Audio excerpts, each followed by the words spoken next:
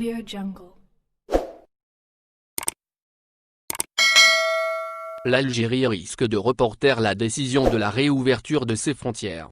La question de la réouverture des frontières algériennes, reportée jusqu'au début du mois de juillet, reste tributaire de l'amélioration de la situation sanitaire du pays, selon Abdelmadjid Tebboune. Une situation peu favorable en cette conjoncture, vu que le nombre de contaminations connaît une hausse significative en Algérie ces derniers jours. Ainsi, il est peu probable que les pouvoirs publics prennent le risque de rouvrir les frontières du pays du moment que la crise sanitaire connaît une nouvelle recrudescence. Cette hausse constitue un obstacle pour la réouverture des frontières qui, selon Abdelmadjid Tebboune, ne sera pas autorisée tant qu'il y a encore des décès. Un constat partagé par le comité scientifique de suivi de l'évolution de la pandémie de coronavirus en Algérie. Ce comité estime qu'il est encore tôt pour parler de l'ouverture des frontières. D'autres spécialistes sont encore moins enthousiastes concernant la reprise des trafics aériens, terrestres et maritimes.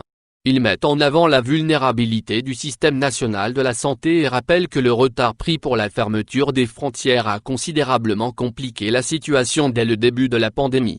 Lourde conséquences sur les Algériens. La situation sanitaire remet en cause l'ouverture début juillet des frontières. Une ouverture dite, pourtant, imminente par nombre d'observateurs.